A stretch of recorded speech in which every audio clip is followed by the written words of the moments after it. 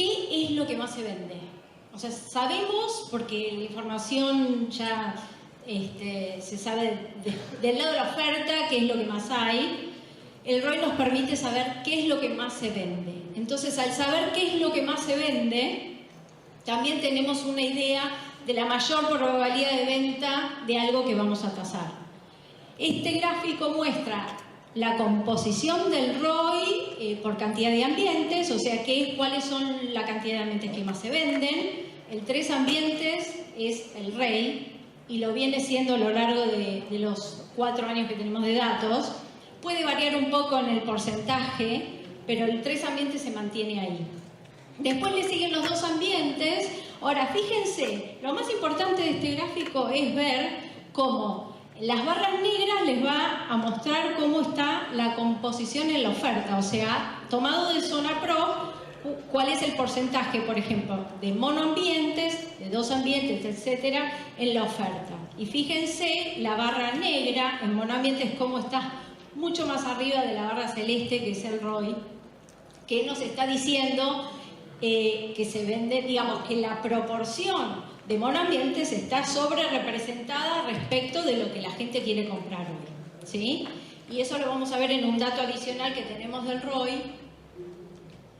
Esta es otra información. Ustedes piensen que podemos saber, por ejemplo, en 2022, estos datos son para el 2022, el 11% de las ventas que se realizaron en el ROI fueron en torres, en departamentos en torres.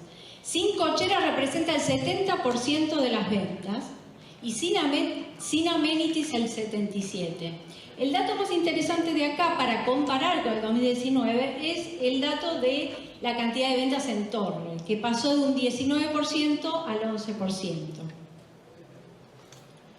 Y este es uno de los datos más interesantes que surgen del ROI y por suerte fue una información que empezamos a preguntar desde el inicio de la base, desde el inicio, digamos, del ROI, así que tenemos toda la información. A ver, por el lado de la demanda, o sea, del comprador, ¿cómo es el tipo de cliente que compra? ¿Es usuario final o es inversor? Esa es una de las preguntas que tienen que completar, digamos, dentro de todos los datos de ventas de cada inmobiliaria que participa del ROI. Como pueden ver, en el 2019 la proporción de inversores que compraba era el 12% y hoy estamos en el 8%. Ahora, del lado del vendedor, ¿hay apuro en la venta? ¿Hubo apuro en la venta? Ese porcentaje pasó del 14% del 2019 a un 32% en el 2022. Así que esta es información bastante interesante que podemos ir viendo a lo largo del tiempo cómo va evolucionando. Esta es información que antes no teníamos. Por ahí cada uno tiene algo de información desde su lugar, pero lo bueno del ROI es que nos habla un poquito más del mercado. Además, somos empresas que si bien tenemos una forma de trabajar, es un nicho de mercado. La historia de esos nichos de mercado es lo que hace el mercado en su totalidad. Estas son las inmobiliarias que al día de hoy participan del ROI. Y ahora le voy a dar el micrófono a Fabián para que nos cuente un poco más sobre este dato, que esto es la cantidad de propiedades que tienen el ROI hoy en publicación. Esto es el 14.000 serían a partir de ahora y se están por sumar más inmobiliarias y vamos a llegar a las 16.000.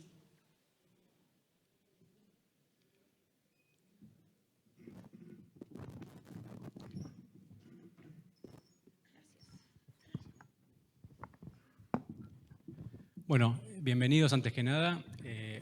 Muchas gracias a todos los colegas por haber participado en el ROI. La verdad que del día 1 han puesto mucho de sí y soy muy pesado con Sole en empujar la carga.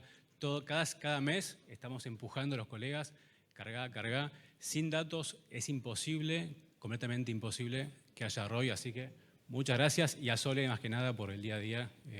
Un gusto. Vamos a siempre se discute sobre qué es la tecnología en el sector permanentemente. Todos ponemos en nuestra página web, cada empresa, que invertimos en tecnología, casi sin excepción.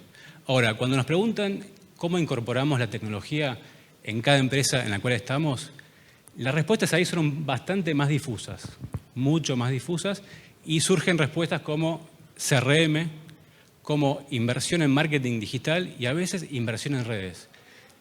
Sinceramente, siglo XXI, post pandemia, ya no podemos decir que un CRM sea tecnología. Entonces, hoy vamos a ver un caso puntual donde creemos que hay un primer paso de respuesta a cómo poder utilizar tecnología en las empresas hoy y que sea fácil y que sea útil para el mercado. Que es, número uno, en el procesamiento de la información y agrego, en grandes volúmenes de información y provenientes de múltiples fuentes. Y vamos a usarlo para responder a preguntas claves que van a parecer banales en una primera instancia, pero vamos a ver que tienen inmensas implicancias en el sector, inmensas. Y también para reducir preconceptos. Todos generalmente cometemos casi el pecado de con 2 puntos hacer una línea, pero el mercado inmobiliario es bastante más complejo y vamos a ver por qué. Y también para usar la información procesada para mirarnos al espejo como empresarios inmobiliarios. Es un poco ambicioso como pregunta, pero vamos a ver qué se puede hacer. El ejemplo que hoy vamos a ver es, déjeme contar una pequeña historia, anécdota que tiene que ver con el nacimiento mismo del ROI. En 2020, en plena ebullición de todos los Zooms, en plena pandemia, hubo un seminario de valores donde habló mucha gente, muchos referentes, y el último referente tuvo una posición muy crítica con todos los que lo habían antecedido en la palabra, pero súper crítica, diciendo que todos los que habían hablado antes eran irresponsables. Esa fue la palabra. ¿Por qué irresponsables? Porque los valores de publicación, porque la negociación que estaban anunciando, las contraofertas, iban del 30 al 40% según ellos del valor de publicación. 30 a 40%.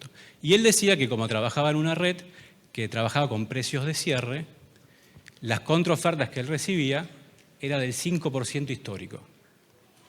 Y después siguió diciendo el precio promedio de cierre por barrio y enumeró 15 barrios. Debo reconocerles que esa noche, como soy bastante autoexigente, dormí mal, me quedé pensando, dormí bastante mal y por suerte nosotros veníamos invirtiendo en un sistema que nos permitía tener toda la oferta que había en el mercado inmobiliario. Cuando digo toda la oferta, es toda la oferta. Entonces le pedí al equipo de programación que me diera la oferta de esta inmobiliaria. Tenía 4 sucursales, le pedí que me diera todo lo que publicaba este colega en las redes. Bien. Y después calculamos el valor de publicación promedio para cada barrio y con qué lo comparamos con el precio promedio de cierre de cada barrio que decía el colega. ¿Qué les parece que sucedió? Sin sorpresa, el colega tenía la misma brecha que él había criticado, exactamente del 30 al 40% por barrio. ¿Qué quiere decir esto? ¿Que quizás el colega había tirado un poco de humareda? Probablemente sí, pero más importante aún y más grave aún, que el colega adolecía el mismo problema que todos nosotros, que no nos miramos al espejo y que no sabemos a ciencia cierta cómo estamos trabajando como empresas inmobiliarias. Entonces, queremos procesar la información y para ir un poco más rápido, para mirarnos al espejo, para transparentar el mercado inmobiliario, en definitiva, para profesionalizar el sector.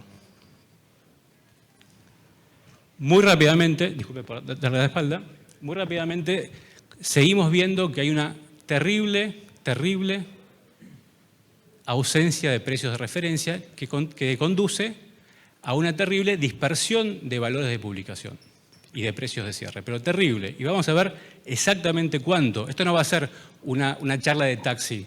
Vamos a ver exactamente en datos lo que estamos diciendo. Y más grave aún, producto de 1 y 2, tenemos una inmensa dispersión, una falta de diagnóstico común de lo que está pasando en el mercado inmobiliario. en torno a dos cuestiones básicas, que son muy importantes.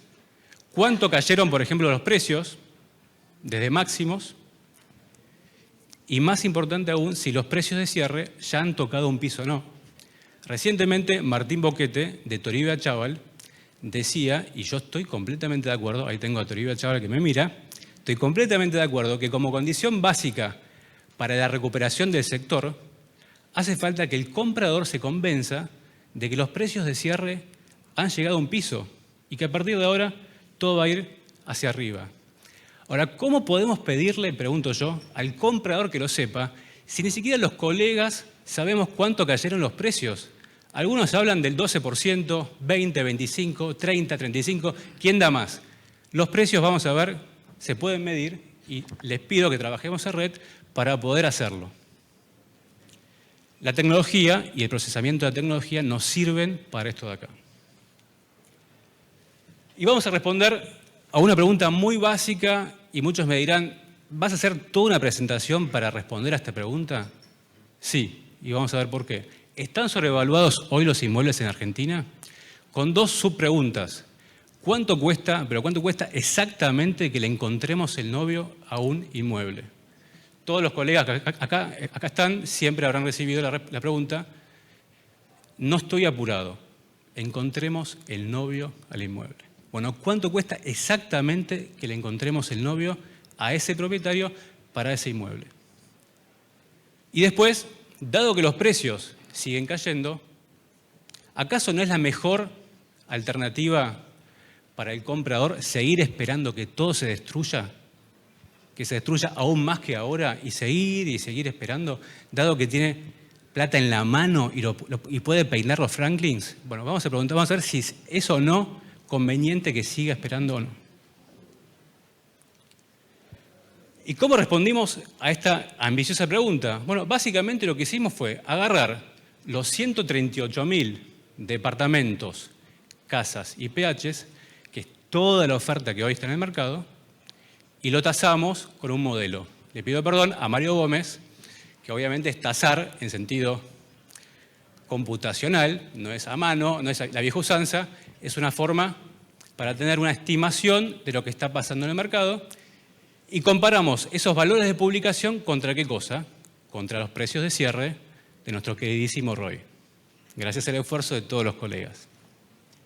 ¿Y qué obtuvimos? Obtuvimos una brecha, un valor de ajuste para cada departamento en relación a un precio de cierre. Por ejemplo, comenzamos con el primer departamento que está publicado a 100.000, el ROI nos dice que ese departamento tendría que valer 60.000, la brecha para ese departamento es de 40%. ¿Me siguen? Bien.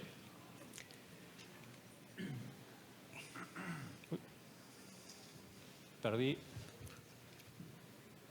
¿O se quedó sin pilas? ¿Pueden pasar? Ahí está.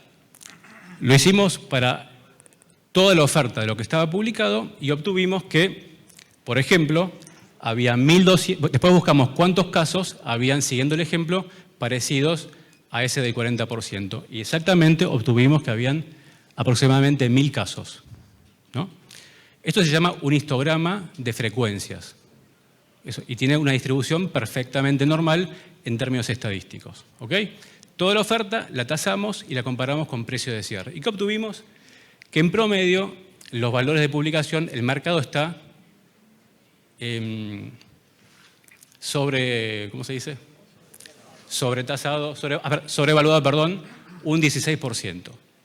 Algunos hubiesen imaginado un poquito más, otros menos, pero ¿cuál es la conclusión de acá? Uno, los valores de publicación no sirven de nada.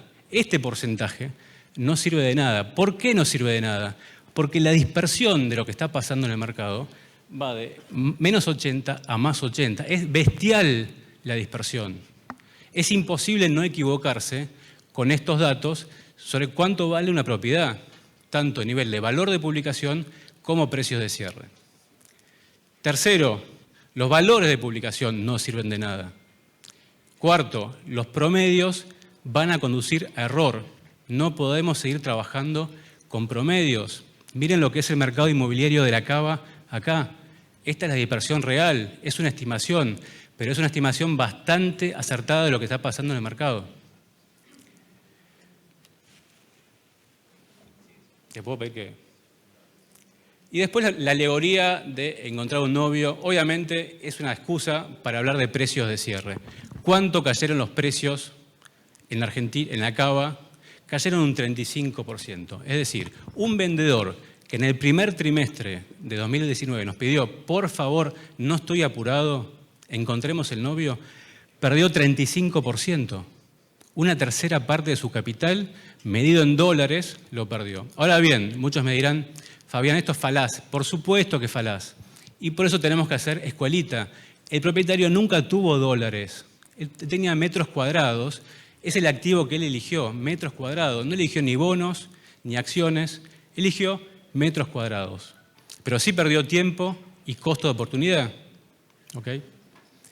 Los precios, esta es la dinámica. No me quiero meter en qué pasó en el primer semestre porque tiene que ver con el debate que hoy vamos a tener. Pero sí, última filmina, que es la filmina más importante porque es una radiografía de lo que pasa en el sector, es, perfectamente, tenemos la curva de lo que fue pasando, vamos a dividirla en 3 áreas. Lo que está a precio de mercado, lo que está en precio, que es el más o menos 5% histórico, que son exactamente 15.200 departamentos, casas IPH. Ya es un monto bastante grande. Después, por supuesto, lo que está fuera de precio de mercado, que es el 70% de lo que se ofrece. El 70% de lo que se ofrece hoy en la cava está fuera de precio. Y una parte fuera de precio completamente de forma irrecuperable. Ya no hay forma que se recupere. Y después, zona de oportunidades. Y para responder a la pregunta de si le conviene o no al comprador seguir esperando, es no. No le conviene. ¿Por qué no le conviene? Fíjense que lo que está arriba del 5% son 26.000 departamentos. ¿Y por qué no le conviene?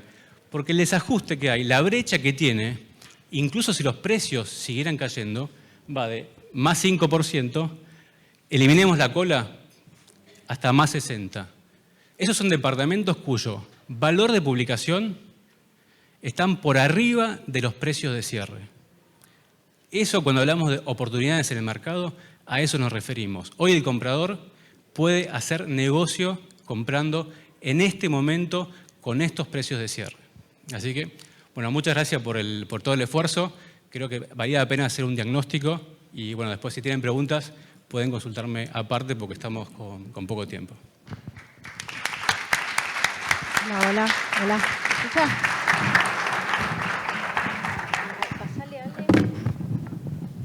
Bueno, presento a Alejandra Covelo, que tiene tanto su empresa acá en Buenos Aires como en Miami, en Uruguay. Alejandro Schuff, de Soldati. Francisco Villamayor, de Bresson. Y Lorenzo Raggio, de Interwin. Está bueno porque los datos que les dimos del ROI son específicamente para el mercado de usados, pero estamos trabajando en una base de emprendimientos y cuando tengamos la información vamos a poder publicar los informes sobre eso. Le quería preguntar a Alejandra, ya que ella está en Uruguay, si existe este nivel de dispersión en los precios y cómo es el proceso de tasación en Uruguay. Bueno, ante todo, gracias por permitirme participar de este panel. Dentro de mi equipo, la que llevó adelante toda la carga de datos y todo el trabajo fue mi hermana Giselda Covelo, que realmente hace una labor tremenda con esto que decís vos de lo que son las gestiones. Bueno, también está acá María Laura, pero Gise justamente ahora está en la oficina. Así que, bueno, ante todo, gracias por permitirme participar. Quiero hacer una apreciación sobre el ROI, y es que nos estamos manejando con valores concretos de cierre. Valores concretos de cierre reales, no de escritura, no digo más nada. Esto es muy importante a la hora de poder sentarnos con un cliente, ¿no? Porque cuando trasladamos esto a otros países, llámese Miami, llámese Uruguay, no existe esta distorsión. Entonces, ahí ya tenemos un factor que no es el mismo que tenemos que tener en cuenta acá, que es el masomeísmo, que es el que figura por ahí en algunos papeles y en otro. Perdón, pero soy contadora, veo cuánto quiere que le dé, sale por ahí. Por otra parte, sucede en Uruguay, nosotros estamos en distintas áreas, Carmelo, Colonia, Montevideo y Punta del Este, donde hay una fórmula muy diferente de trabajar en los distintos lugares y en el interior, por supuesto, también es distinta. Hablando de la gran ciudad, que es Montevideo, hoy hay una cantidad muy importante de unidades a estrenar. Hay desarrollistas que hoy tienen más de 3.000, 4.000 unidades en venta, que para un mercado de 1,5 millones de habitantes, que es lo que tiene la población de Montevideo, es realmente altísima. Por eso que están exportando esta situación de oferta y, gracias a Dios, importando inversores. ¿Por qué? Porque se reciben estas rentas en dólares. Y en cuanto al tema de escrituras, es bastante difícil que exista la distorsión. Y generalmente en Montevideo el valor de precio de venta viene dado por un valor de costo, un profit, un beneficio, y después claramente una competitividad en el mercado agresiva, porque son muchos los competidores. En las otras áreas, y quiero destacar Punta del Este, no me quiero extender tanto, pasa algo bastante llamativo. Nosotros por ahí tenemos edificios enteros a la venta, donde claramente tenemos las tasaciones que se van realizando por superficie, por piso. Pero les voy a dar un dato de color. En torres muy, muy importantes de La Mansa, dado que hay mucha gente que tiene fobias a las alturas, se estuvieron cotizando hasta el piso 16 lo mismo, ¿no? O sea, el piso primero al 16 lo mismo. Jamás en Buenos Aires, en los años que tengo de inmobiliaria, que ya van para 35, sucedió esto. En cuanto al tema valores, existe una gran distorsión. ¿Por qué? Porque no todas las inmobiliarias trabajan con exclusividad, entonces existen productos que están publicados en valores totalmente de asking price, que no es el dueño, es el novio el que quiere ponerse a la venta. O sea, el que pone a la venta dice, yo quiero que me den tanto. Y muchísimas inmobiliarias trabajan sin tasar. Entonces, son números cualquiera. Cuando llega el momento del cierre, que ese es el gran momento para nosotros los inmobiliarios, el closing, es una especie de momento de éxtasis y cúlmine, cuando realmente nos sentimos que hemos superado todas nuestras frustraciones y fuertes, como dice Moldás, que 2 estados de ánimo, se vende o no se vende, en ese momento se ve realmente cuál es el valor de cierre. Y ahí sucede que hay distorsiones que pueden llegar hasta un 70%. ¿Sí? Cuando vamos a los campos nos movemos en otra situación, porque el campo ya viene con un índice que viene dado e informado por parte del gobierno, que es el índice CONIAT. Entonces ahí ya las hectáreas están en forma más, como te diría, estandarizadas, el valor de los precios. Y en lo que es Carmelo y Colonia, bueno, hay mucha dispersión en cuanto a lo que son los distintos productos, ¿no? No podemos comparar los productos unos con otros porque son muy distintos. Para finalizar, quiero destacar que el ROI es una herramienta fabulosa porque al tener valores concretos de medición de mercado, queremos invitar a los demás colegas que algunos tienen dudas y sobre la confidencialidad o ciertas cosas que nos preguntan, porque realmente es excelente poder dar un dato concreto a la hora de sentarse frente a un cliente y asesorarlo. Es lo que estamos utilizando en Covelo y bueno, les agradezco tanto a Sole y a vos, Fabián, que realmente han iniciado esto y lo han peleado desde la pandemia con tanto fervor. Bueno, espero haberles sido útil con la respuesta. Gracias a ustedes. Estamos justos con el tiempo, quería hacerle una pregunta a Francisco, que él está, bueno, en Barcelona, ¿verdad? Y tuviste la oportunidad también de participar de un congreso. ¿Cómo es el proceso de tasación allá y cómo están usando la herramienta acá también, la del ROI?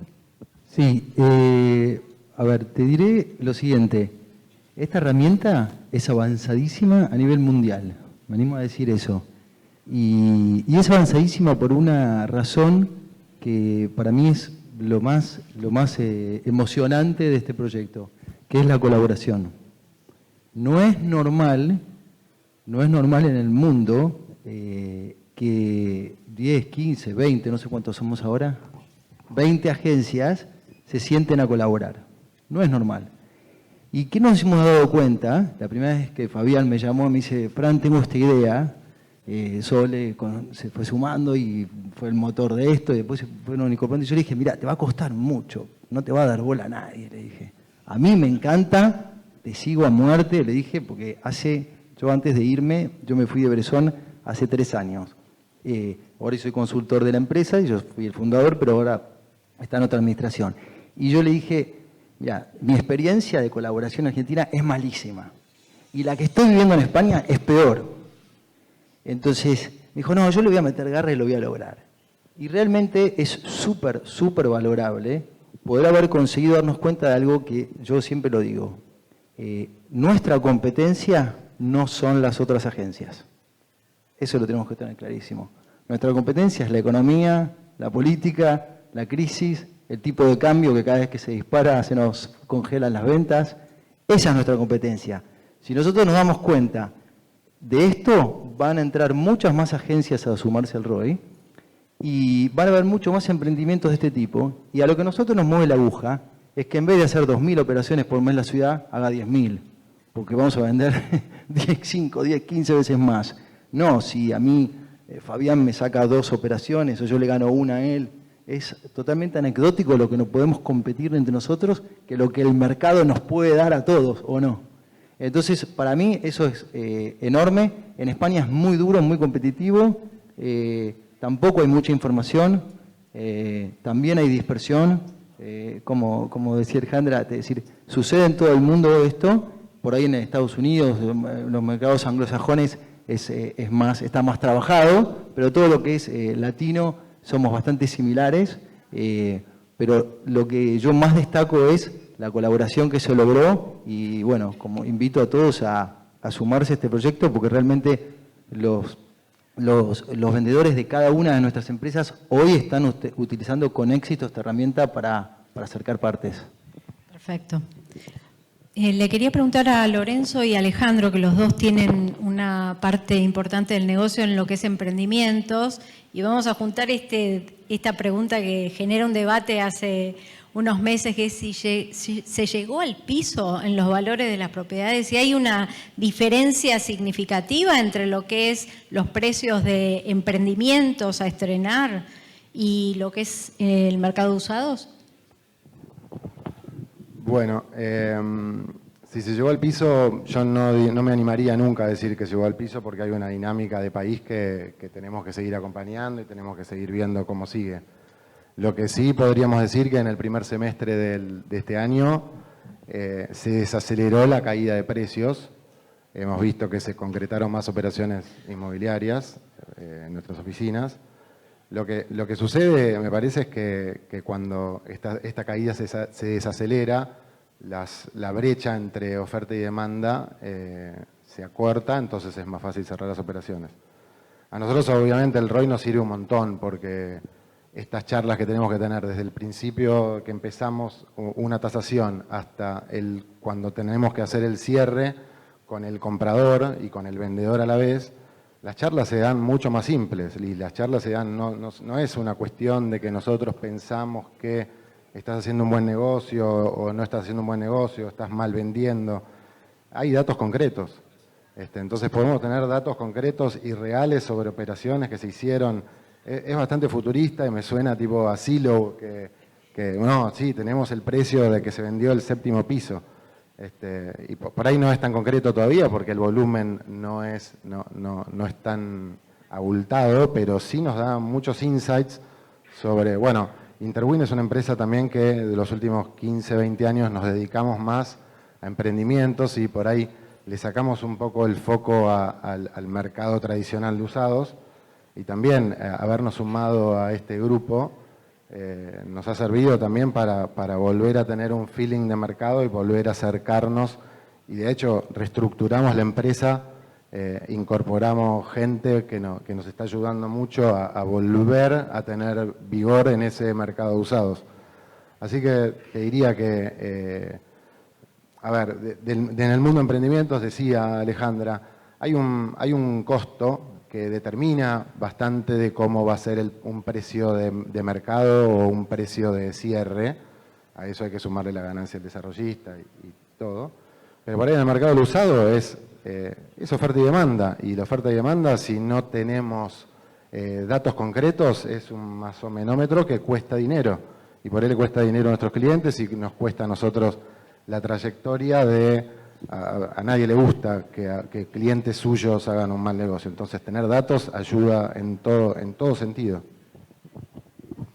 Sí, sumándome un poco a lo que dice Lorenzo y suscribo, yo también manejo esencialmente el área de emprendimientos en Soldati y siempre tengo la inquietud de estar mirando el mercado a través de una endija.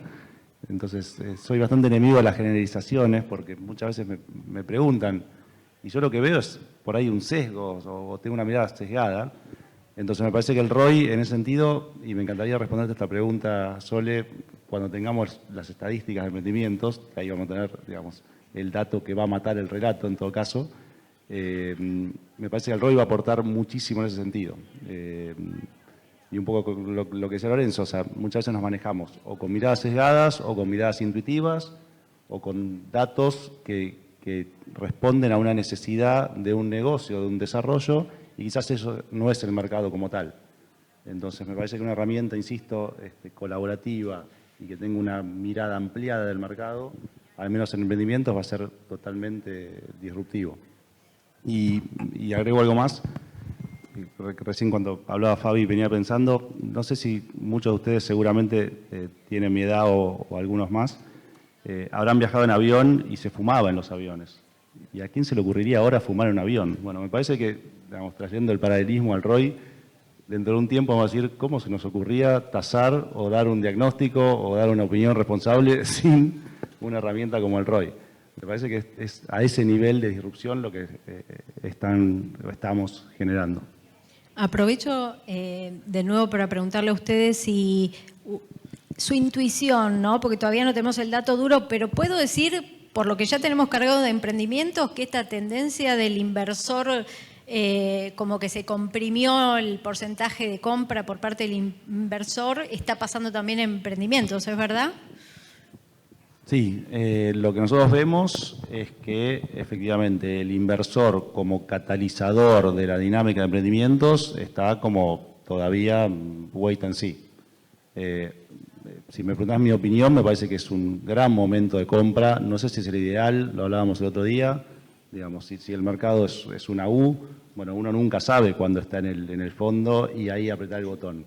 Me parece que, digamos, en promedio es un gran momento para entrar al mercado. Si es el ideal, si lo supiera no estaría probablemente acá sentado. Ali quería decir algo. Me quiero sumar a lo que decía Francisco en relación a que competimos con un mercado. En realidad estamos en un contexto hoy, por lo cual podemos pensar que sí se está llegando a un piso, dado que muchos otros mercados, lo dijiste vos al inicio y quiero recalcarlo, la elección del metro ladrillo, ¿no? Que yo siempre uso el metro ladrillo, la UI, que en un momento también usamos acá, es una elección donde siempre se convierte a dólares. Y nosotros tenemos que pensar que, bueno, el dólar claramente sigue subiendo, ¿no? Del año 2002, la primera crisis así que nos golpeó a todos, hoy se multiplicó 800 veces, ¿no? De 1 a 4 y ahora a 300. Y hoy hay muchísimos mercados que son los más especuladores que se destruyeron. Guerras que eran impensadas, situaciones que hoy hacen que la tangibilidad del inmueble vuelva a ser un refugio. Por eso estamos teniendo más operaciones. No es porque la gente esté confiando, desde mi lugar lo digo y sin críticas políticas de ninguna índole, digo, no es que estén confiando más en tal o cual, sino porque claramente al momento de tener algo para pensar a futuro, estamos pensando en algo tangible. Y acá está presente el arquitecto Betko, que trabajó hace muchos años en nuestra organización. Y nosotros teníamos un índice que sacábamos, que era cuánto tiempo tardábamos en encontrarle. No le decíamos novio, porque no éramos tan celestinos, pero sí cuál era el plazo. Fue una de las preguntas que me hizo una consultoría, creo del año 90, no sé, todo hace más de 20 años, ¿no? Pero me dijo, bueno, ¿cuánto tiempo se tarda en vender un inmueble? Yo dije, bueno, típico, un departamento de 2 ambientes, son 2 meses, una casa se tarda mucho más, son 4 o 5 meses. Hoy estamos hablando de plazos que superan los 2, 3, 4 años. Tuvimos una pandemia, ¿quién pudiera haberlo imaginado? Nostradamus nada más. Entonces, tengamos en cuenta que pasado el tiempo, nosotros tenemos un bien donde no es especulador el que puede comprarlo, tiene una trascendencia en su herencia, si bien hoy está grabado también con el impuesto a la herencia y se pueden hacer las donaciones, pero es algo que claramente, pasado a unidades ladrillos, va a seguir valiendo. Y esto es también una cosa que podemos agregarle a los clientes a la hora de cierre. Lo pienso todo el tiempo cuando se los digo y les agrego esto. ¿Cuántos más años vas a esperar para hacer lo que tenés que hacer? Y ahí también la pandemia nos ayudó porque dice, sí, tenés razón. La verdad es que yo ahora quiero vivir, quiero tener lo que no tuve. Sí, bueno, pequeños tips para la venta, ¿no? Que vienen bien. Buenísimo, Ale. Bueno, muchas gracias a todos por haber venido. Vamos dando finalizada la charla porque viene una charla después de esta sala, en la misma sala. ¿Estamos con tiempo? ¿Sí? Ah, bueno. ¿Vos querés hacer alguna pregunta? No, quería quizás abrir un poco alguna pregunta, si tiene el público. ¿Alguien tiene alguna pregunta? Sí. Es arriesgado lo que hice, pero bueno, vamos a ver lo que... A ver. ¿Esto está chequeado, Fabi? Sí. Bueno, me llamo Matías Videgaray, trabajo en la inmobiliaria Marcela Genta, no sé si la conocen, reina de TikTok número 1. Mi pregunta es la siguiente. Hoy apenas inició la exposición, mostraron algunos números en porcentajes y me gustaría saber cuánto es el tamaño de la muestra y el tiempo que les llevó recolectar toda esta información para espejarlos con la cantidad de escrituras que hubo en estos últimos meses y ver cuán representativa en realidad es la muestra. La muestra de la oferta es todo lo que hay. Todo lo que hay. ¿Se escucha? Sí. Después, el porcentaje de mercado de cuánto representamos en la venta, nosotros no damos datos porque son datos confidenciales que tienen que ver con el volumen de mercado que manejamos. No damos datos de eso. Lo que sí te puedo decir es que en términos estadísticos, yo tengo una formación de econometrista, en términos estadísticos es representativo para poder llegar a estas conclusiones. Ok, muchas gracias. Eso era justo lo que quería saber. Sí, ojo, sobre todo en lo que es, estamos hablando de la cava únicamente, departamentos, casas y PHs, que fue la muestra que elegimos. Más adelante vamos a ver el tema de emprendimientos y para ese segmento estos datos son robustos en términos estadísticos. ¿Okay?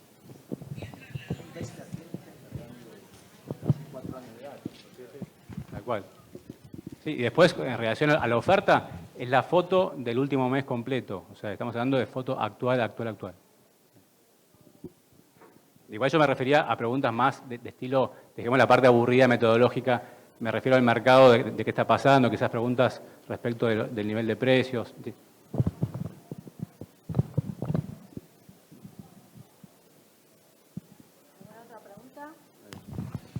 Hola, buenos días.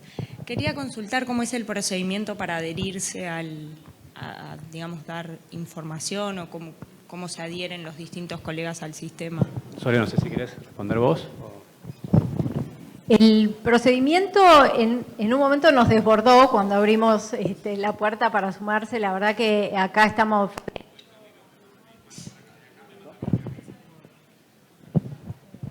En principio, lo que tratábamos de hacer es que alguno de los que ya forma parte haya hecho alguna operación con el que se quiere sumar, porque es muy importante también que la forma de trabajo sea la misma.